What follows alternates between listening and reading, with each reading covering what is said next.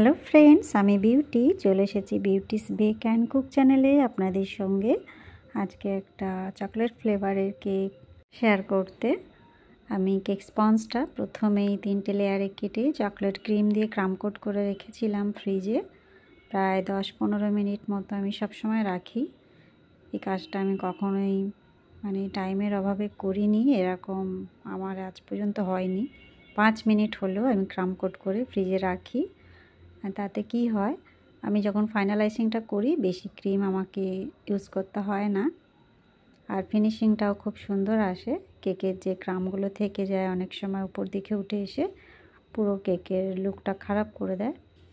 সেই কারণে আমি সবসময় চেষ্টা করি একটু ক্রাম কোট করে ফ্রিজে রাখতে। আমি এটা ফাইনালাইজিংটা করে নিচ্ছি, করে নিয়ে আমি এটা প্রায় 2 ঘন্টা ফ্রিজে রাখবো, কেননা আমি এর উপরে চকলেট গানাশ দেবো। আর গানাশ যখনই দিই আর কি, চকলেট গানাশটা যেহেতু হালকা গরম থাকে, সেই কারণে আমি ফ্রিজে রেখে ভালো করে কেকটা ঠান্ডা করে নিই।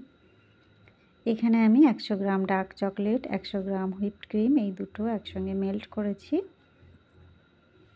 ধীরে ধীরে কেকের উপরে দিয়ে আমি সেটা স্প্রেড করে দিচ্ছি। কেক যদি ঠান্ডা থাকে তাহলে এই যে আমি স্প্রেড করছি, এটা একদম সুন্দর স্মুথলি হয়ে যাবে। আর যদি কেকটা সদ্য আপনি এরকম গানাশ দিতে যান, তাহলে পুরো ক্রিমটা মেল্ট হয়ে যাওয়ার সম্ভাবনাটা বেশি থাকে। যাই হোক, দেখুন আমার ফিনিশিংটা কত সুন্দর হয়েছে। আমি একটা ছুরি দিয়ে একটু পজিশন করে নিচ্ছি, কেননা এখানে আমি চকলেট টপার বসাবো। অনেক সময় কি হয়, চকলেট টপারগুলো হয়তো জোরে প্রেস করে বসাতে গিয়ে ভেঙে যেতে পারে, যেহেতু টপারগুলো ভীষণ পাতলা হয়। এগুলো আমি মোল্ডে বানিয়েছি, আগেও আপনাদের সঙ্গে শেয়ার করেছি। সেইটাই আস্তে আস্তে বসিয়ে দিলাম। এবার নামটা আমি লিখে নিচ্ছি, এখানে পাইপিং ব্যাগ দিয়েই করে নিচ্ছি, কোনো নজেল এখানটায় ব্যবহার করিনি। আর কয়েকটা হোয়াইট চকো চিপস আমি বর্ডার হিসাবে একটু ছিটেফোঁটা করে দিয়ে দিচ্ছি, যেন দেখতে একটু ভালো লাগে।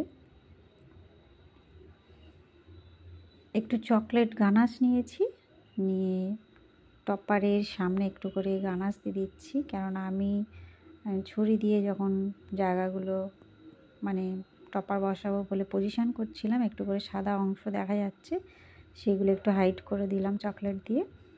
আর কয়েকটা চেরি নিয়ে আমি সেই চকলেটের উপরে বসিয়ে দিলাম। দুটো কাজ একসঙ্গে আমার হয়ে গেল, চেরিটাও থাকলো, প্লাস আমার কেকটাও যেটা দেখা যাচ্ছিলো সেটা হাইড হয়ে গেল।